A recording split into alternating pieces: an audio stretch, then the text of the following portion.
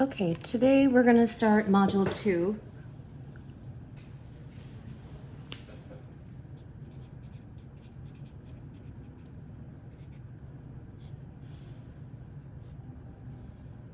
Okay, and this is the histology chapter.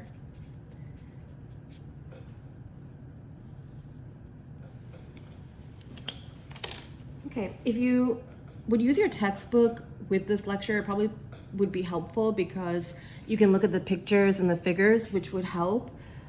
So it's Module 2, we'll be talking about the figures on page 37 and 39. So just have your book open while we do this lecture.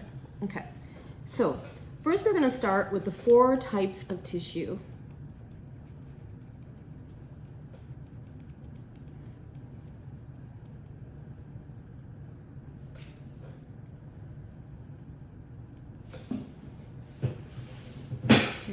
So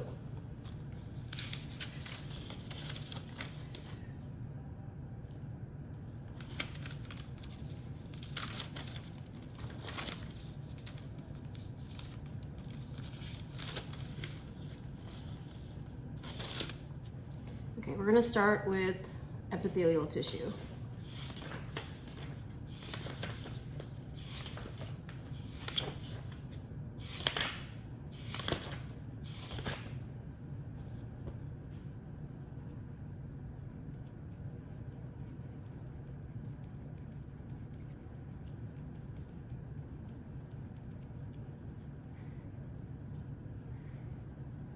Okay.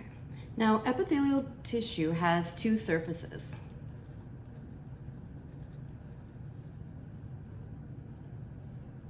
One is the free surface,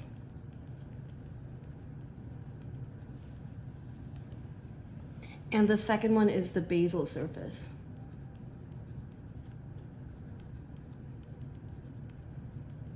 Okay, now I'm going to show this after we discuss this. So, basal surface contains what's known as the basement membrane.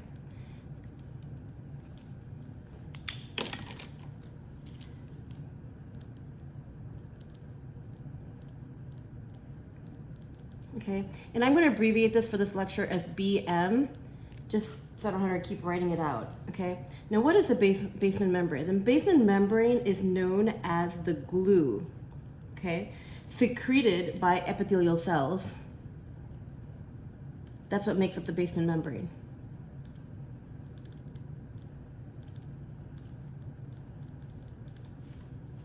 Okay, now one thing you need to know about the basement membrane is that it is avascular. What does this mean? So when we say something is vascular, vascular means there's a vascular supply, or otherwise known as a blood supply. The basement membrane of a tissue does not have a blood supply that is directly going to it.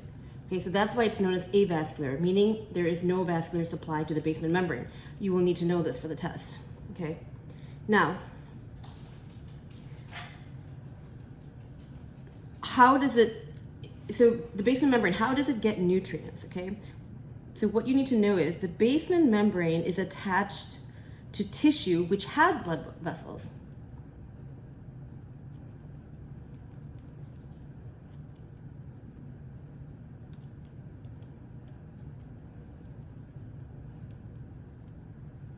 And those blood vessels gives oxygen and nutrients.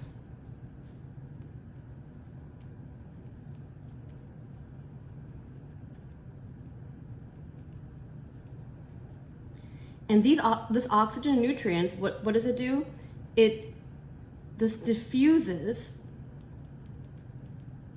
across the basement membrane and into the cells.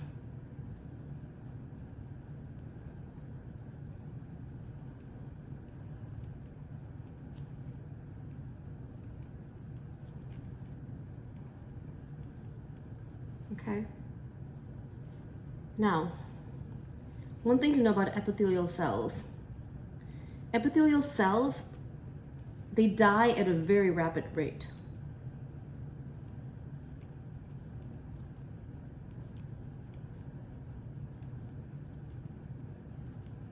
So an example of where you find epithelial cells is skin, dandruff. Okay, those are examples. Now, think about skin. At season change, when you go into fall or spring or going into winter, that season change time, skin tends to slough off. Why? Because it's peeling and regenerating new skin. This can happen even during other months, but you see it's more visible and more obvious during these times. Why? Because dehydration plays a factor, the weather plays a factor. So you see this happening at a rapid rate. Same thing with dandruff. What is it basically? It's basically the skin cells sloughing off, okay?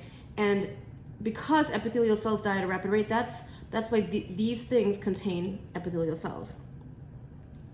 Now, the dead cells are now replaced by mitosis. Remember we talked about mitosis in the last chapter?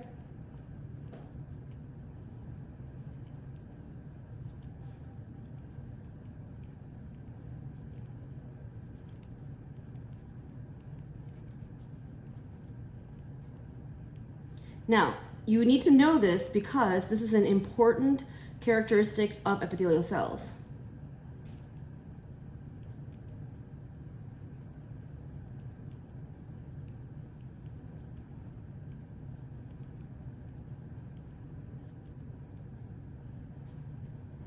And what is that characteristic? It is the ability to repair itself by mitosis rapidly.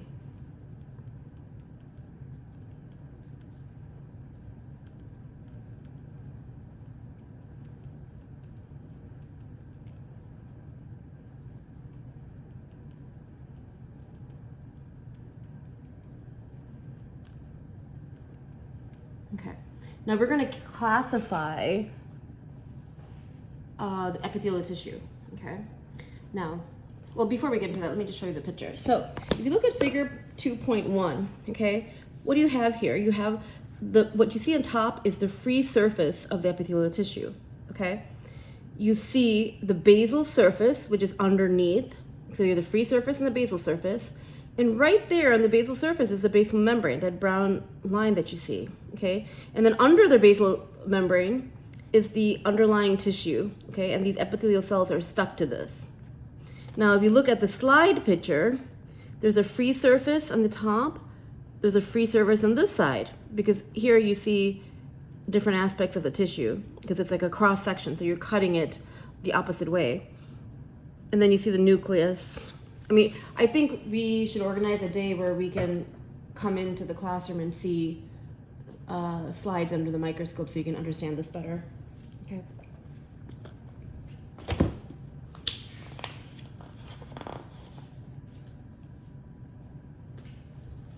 Okay, so let's talk about classification. I think I'll start this on a new page.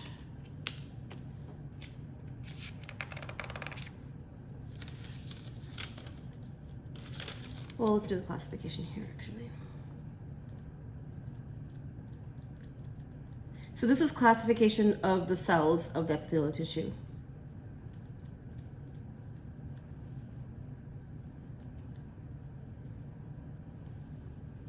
Okay, so how is it classified? It's based on the number of layers and the shape of the cells. Okay, those are the two ways it's classified.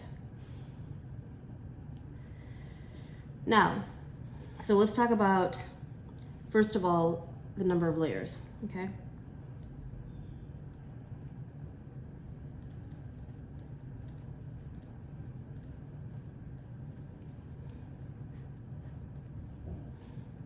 So first you have the simple epithelium.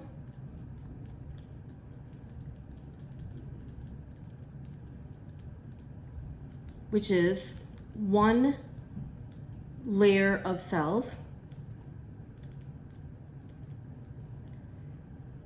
Then you have the stratified epithelium,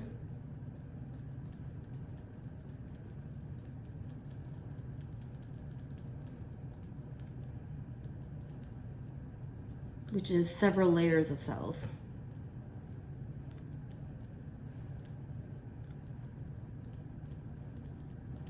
Okay.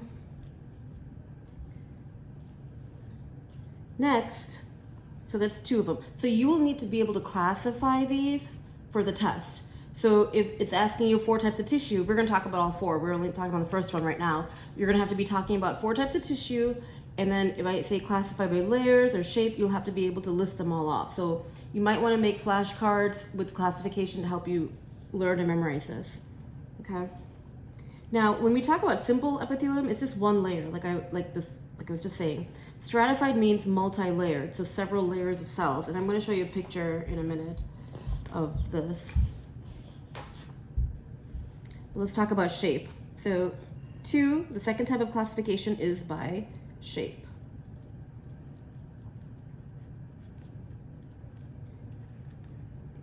So first we have, let's change this color so it'll be a little. First you have squamous epithelium.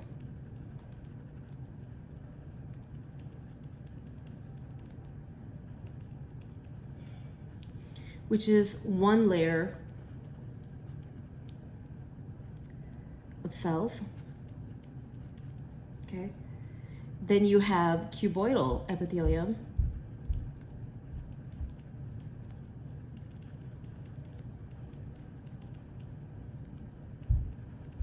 This is an eye.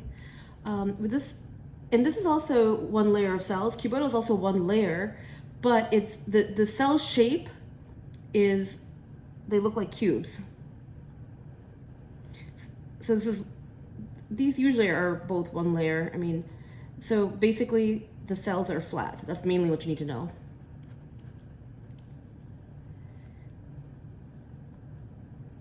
And cuboidal is exactly, the cells are shaped like cubes.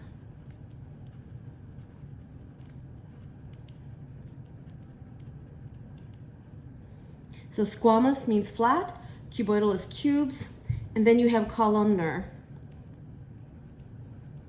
epithelium. Just gonna, so I'm gonna keep writing it. Cells, the cells are tall like columns.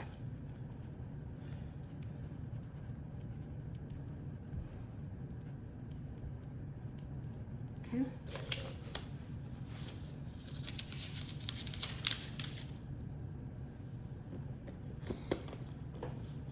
So let's look at the book for a second. The first picture in figure 2.2, you see that this is simple cuboidal epithelium. See, it's one layer, and they're cuboidal. They're square-shaped, cube-shaped kind of cells. See? And then here on the bottom, you have the columnar epithelium, which are tall, okay? And then you see the basement membrane on each of these underneath that, okay?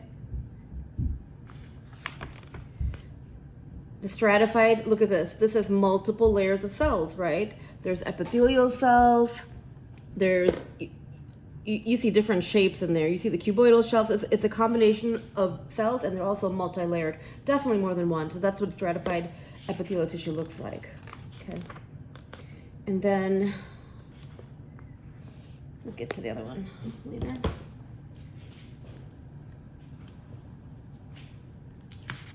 Now we're going to break this down and go really into different types of the cell. So, and it's going to be a combination of layers and shape. So let's talk about simple squamous epithelium.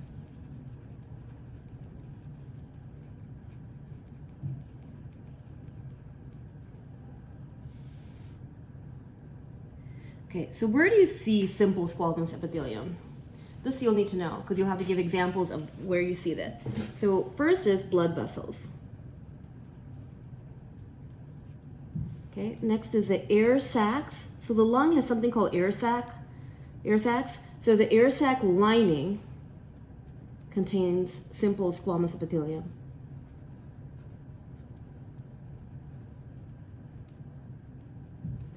Now, what is a function of this? An FX stands for function. Now this type of epithelium allows for diffusion. So think about it. If you had multiple layers of a cell, it's going to be harder to diffuse through, okay? But one lining, one layer of cells, that's easy. You can diffuse through it pretty quickly. Okay, so to allow for diffusion due to its thinner nature. One layer is thin, multi-layers is thick.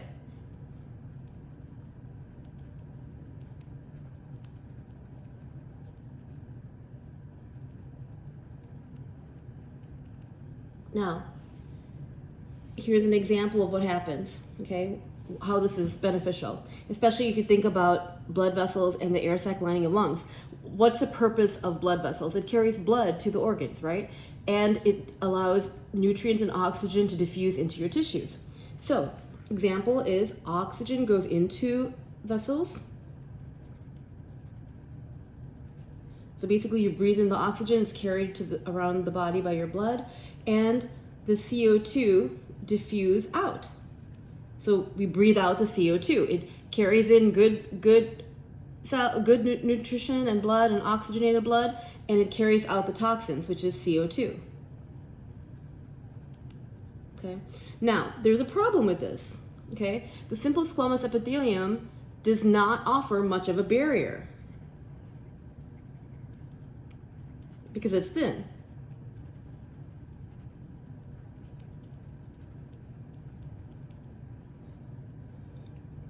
Also, there's not a lot of cell structures inside of these epithelium, okay? If you look at the picture that I showed you, if you look in your textbook, you can see that. So there's no complex tasks or protection factor, okay? It's mainly made, like we said, for diffusion.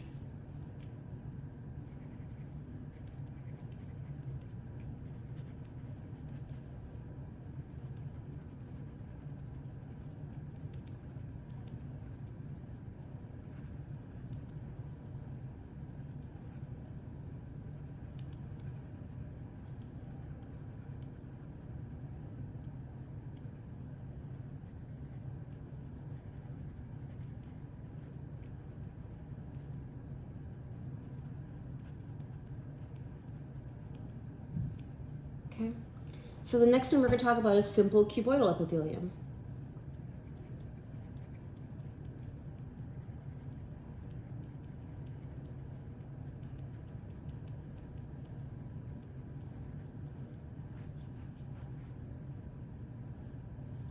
So this one, now if you look at squamous versus cuboidal, squamous is like squishy and flatter. These are more cube-like. So what does that mean? This is thicker than simple squamous, okay? It's a little thicker. So more room for some more cell structures.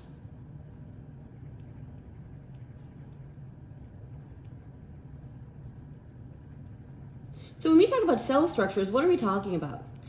So it's examples of that are like, we talked about when we talked the last chapter, like examples like mitochondria, okay? There's no space in squamous epithelium for this, but here there is. Now, what does this do? The simple cuboidal epithelium, it allows also for diffusion, because it's only one layer, but it also does a couple more things, okay? It allows for diffusion, it allows for absorption, and it allows for secretion. Okay, and examples of this, and you need to know this for the test, are kidneys. Okay, why kidneys? Because kidneys allow for secretion, absorption, diffusion. What's secretion in kidneys? Urine. Okay, then it's also an example of salivary glands, which is how you get saliva. Okay, and what does this stuff do? Now, when we talk about absorption and secretion, automatically, what structure, what organelles do you need? Sorry about the dog. It needs a rough endoplasmic reticulum, okay, and the Golgi apparatus. Remember we talked about this?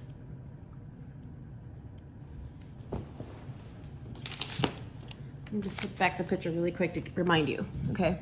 So you have the Golgi apparatus, and at the end of that Golgi apparatus, you have the secretory vesicle. That's how secretions come out of the cell, okay? That's one. The next is the rough endoplasmic reticulum, okay? Why? It builds, it's the assembly plant. We talked about that, right? With the ribosomes, and it builds protein, okay? That's important, and this allows that to happen.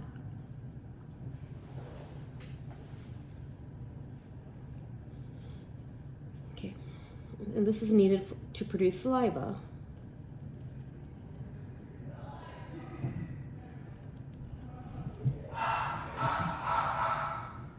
Okay, so this is also connected to active transport and exocytosis. What is exocytosis known as? Exocytosis is also known as secretion. Okay? And we're going to get into those in a bit. But remember we talked about passive transport and active transport? Passive transport can occur on its own. Active transport needs something to carry it across. Okay? And exocytosis is basically the same as secretion, which also we're going to go more into detail later. Okay, the next one is simple columnar epithelium. I think I'll switch pages. Okay, so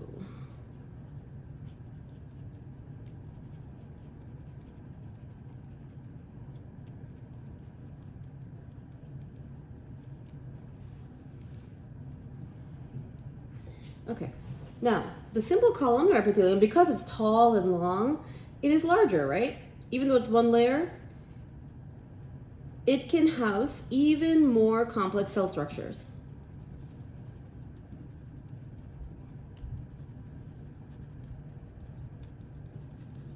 Because of the space. Okay, it can also perform more complex absorption and secretion than the cuboidal cells.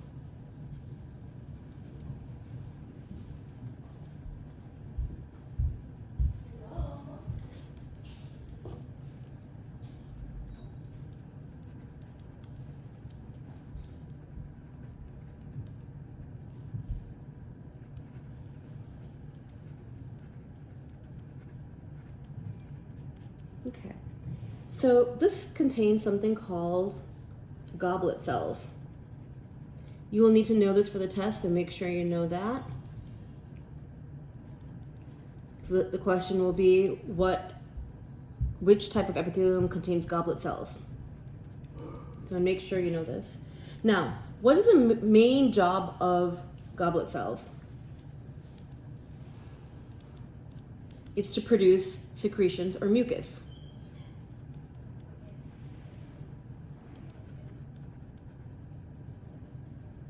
Okay, which is secretions.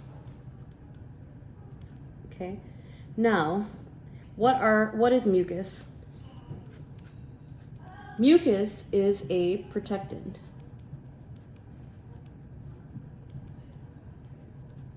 And it's a lubricant. Okay, it keeps things moist in the body. So what is this? It is a mixture of fluids. Everything's dying out. Carbs and proteins.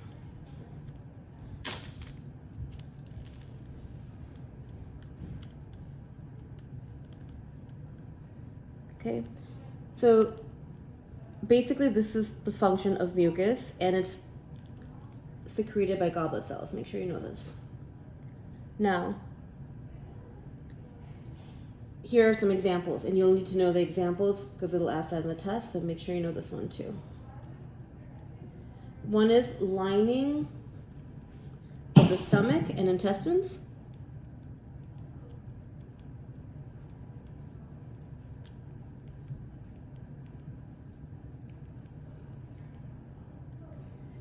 And this is kind of self-explanatory, right? Like the intestines inside of the body, the organs, this is full of mucus, and it's kind of like a slimy consistency. An example of this would be cutting chicken. Like if you see how raw meat is cut, how slimy it is, it's because of the mucus. So, mucin, in these cases, protects the epithelial cells.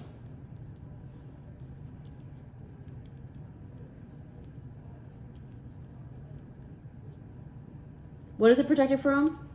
From acid, especially the stomach, because the stomach produces acid. What's the acid for? It's to break down the food after you eat it and once it gets to the stomach. Without acid, you can't break down the food properly and it won't digest properly, causing other issues.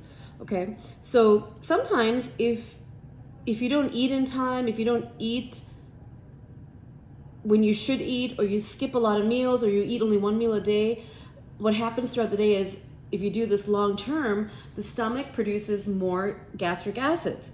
And that acid causes you to feel like your stomach is burning, or you get something called acid reflux. The acid comes up your esophagus into the back of your throat, almost like you feel like vomiting and you taste something metallic. That's when you have too much acid. So basically the mucin protects the cells of the stomach when they secrete the acid to break down food, okay? And how does it do this? By forming a coating, a slimy coating.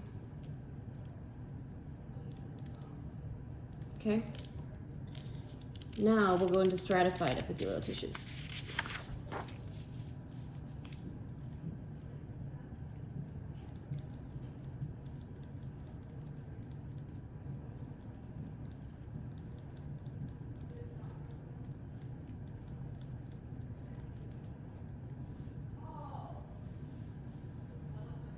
Okay, now the stratified tissue, let's see.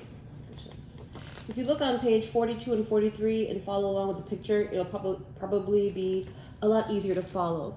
Now, we're going to talk about the layers. So let's talk about the most superficial layer of stratified epithelial tissues. The cells closest to the free surface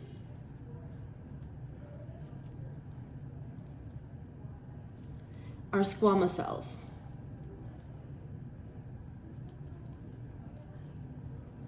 The deeper cells are cuboidal.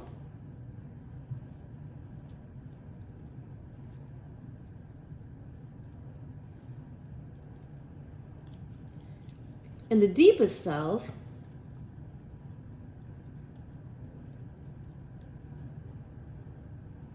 are basal cells. Why is it called basal cells? Because it's close to the basement membrane or the basal surface.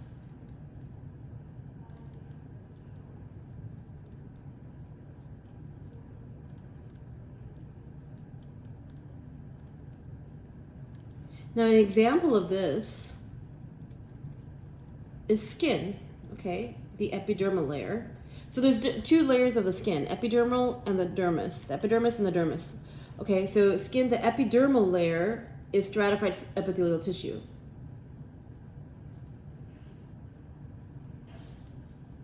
Okay, now what is a function of this? Is that it forms a barrier.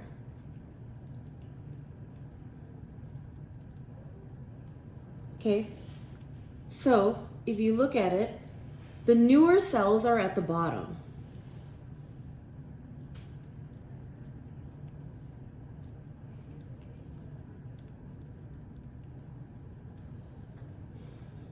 And as it's formed, what happens is the older cells are pushed up to the surface to die and eventually flaked off.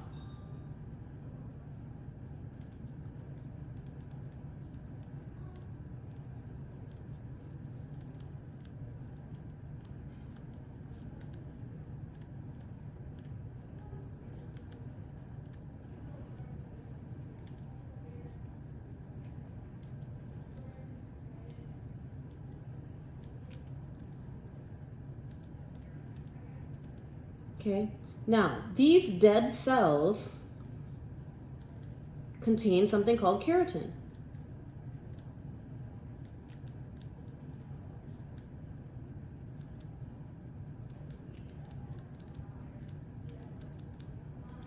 What is keratin? It's a waterproofing protein.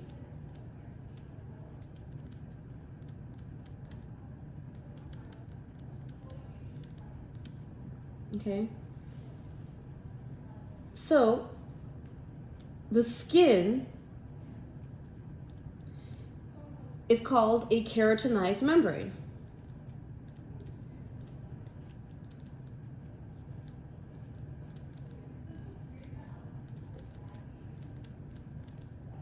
Why is this important? Because we basically have a waterproof body. Without the keratin, we wouldn't have that feature on our skin. Everything would be absorbed into the body. So keratin is important for our body. An example also is, you may have heard of keratin hair treatment. What is the purpose of keratin hair treatment?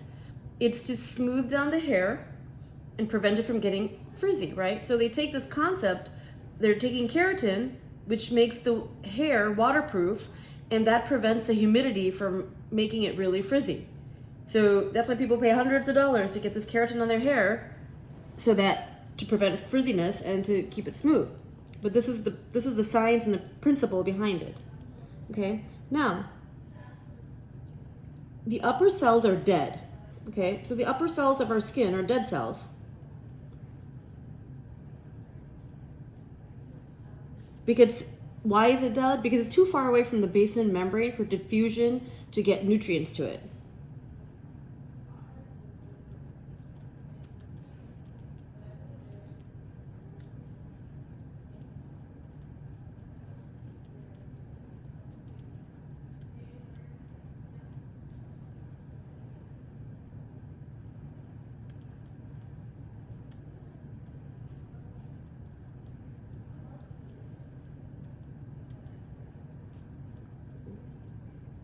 Okay, but, a big but, some stratified epithelial cells have surface cells that are still alive.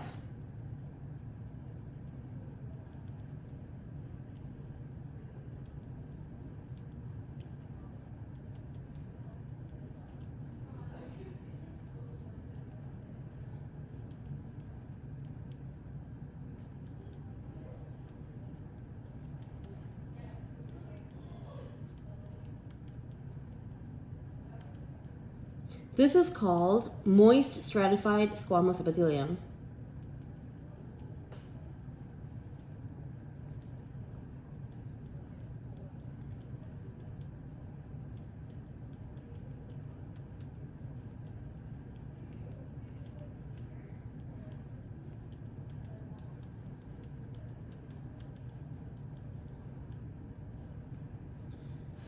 Why is this called that? There's one feature that makes it this way. Because the surface cells are covered with mucus.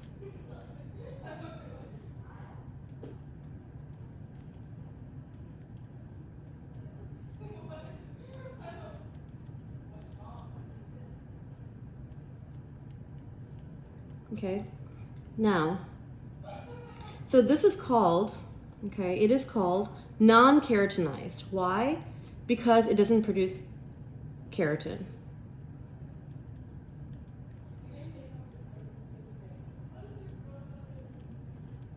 So there's keratinized stratified epithelial tissue and non-keratinized. Now think about it. Anywhere you have keratinized tissue, it's going to be skin and hair. Non-keratinized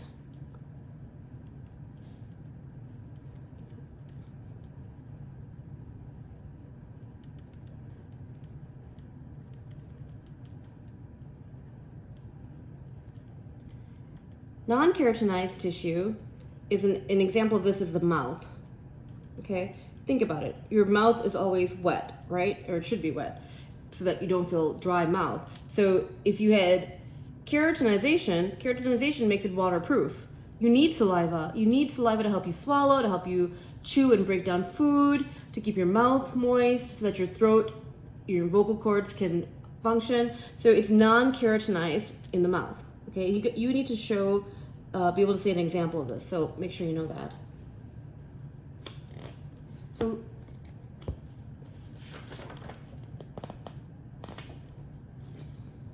I think I showed this already, but I'm just going to show it again. The stratified epithelial tissue is the different shapes that it's showing and the multiple layers, okay?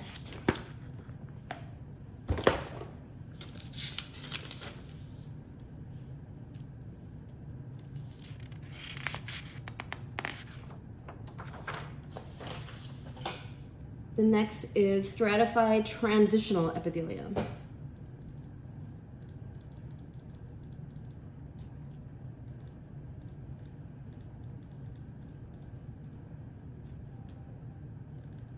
So this also comes under the stratified, but when you say transitional, it means one thing and one thing only.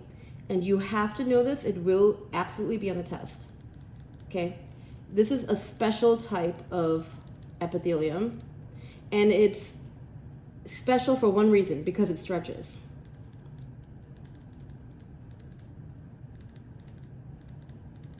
And there's one place you get this, and that's what you need to know is the bladder. Okay? And when we do the urinary system, this will be a test question on that chapter as well. So you need to know this now and for later. So make sure you know transitional epithelium is always the bladder. If you see transitional, it's always a bladder because it stretches. Why? More urine means the bladder stretches when your bladder is holding a larger amount of urine. Okay? And then the last type under epithelial tissue is the pseudostratified. What does pseudo mean? Pseudo means fake.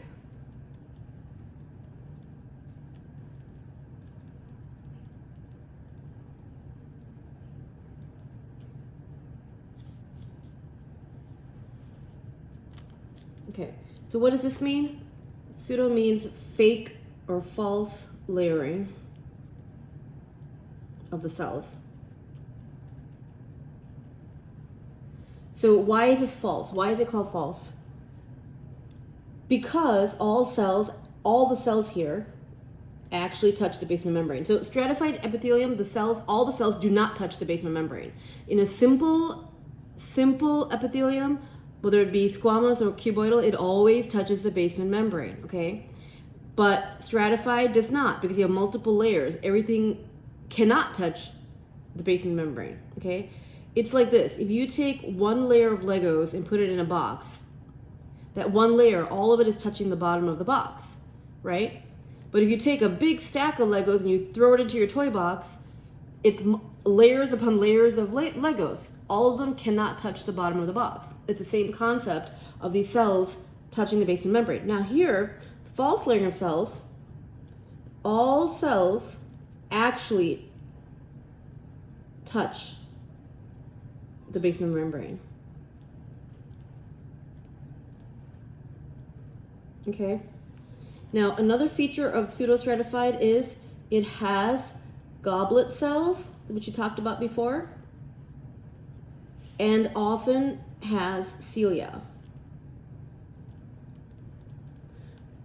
Okay, and we talked about this as well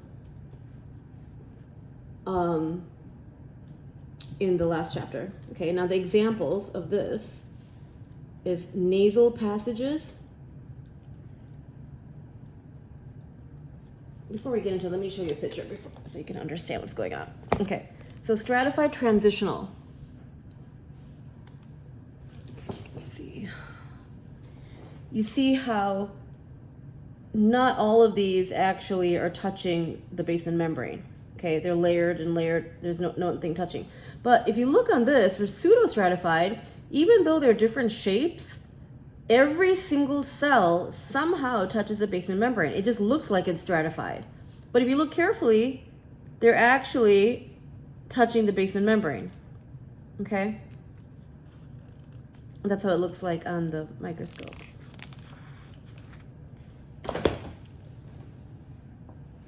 Okay. So let's go back to the examples. Nasal passages. Now, why is it important to have pseudostratified epithelium in the nasal passages? First of all, because it has goblet cells to produce mucus, right? And it has cilia, which is the hair inside the cilia and on the membrane, as well as the hair in your nostrils. It helps prevent bacteria and viruses and other things or foreign bodies or dust to come into your air passageways, right? So the mucus traps it, and you can blow your mucus out, blow your nose. That's what's happening when you're blowing out all that mucus. Or when you're sick, it helps carry out the bacteria, so you can blow it out or spit it out. And then the cilia also helps movement of, it's like almost like vacuum cleaner brushes that helps brush out all the bacteria and foreign particles that are coming in through your nose that we breathe in through pollution and other things. Okay, so nasal passages has this, your sinuses have this, and airways of the lungs. Okay,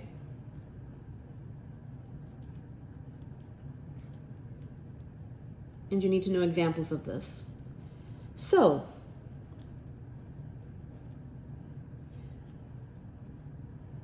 let's talk a little bit about this. Lungs have simple squamous epithelium in the air sacs. Okay, this is just so it doesn't get confusing, because I know we talked a lot about lungs too, like the small things regarding epithelium and cells. So simple squamous, I'm going to just put SQ for now, for squamous epithelium in the air sacs of the lungs.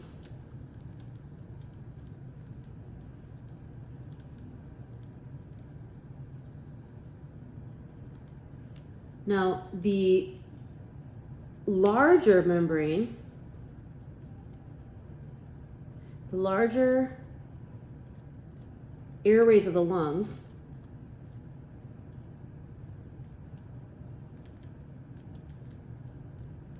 contains pseudostratified epithelium,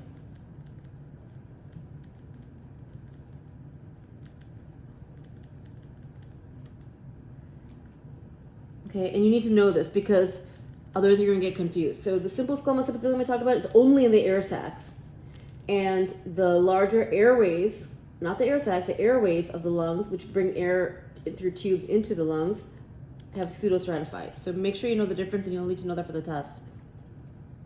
So the lungs, it also contains goblet cells, right? Which produce mucus that trap bad air particles and get it out of the lungs.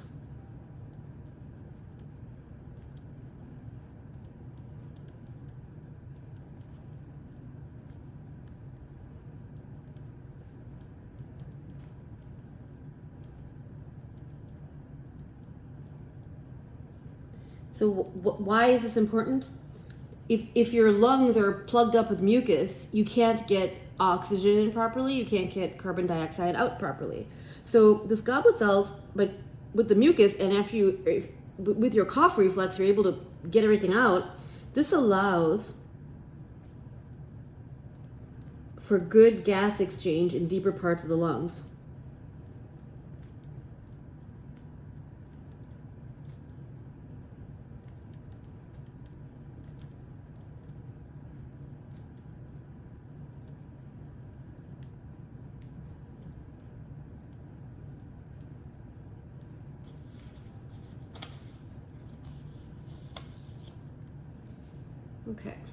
Okay. We'll continue on to the next type of epithelium on the next lecture, okay?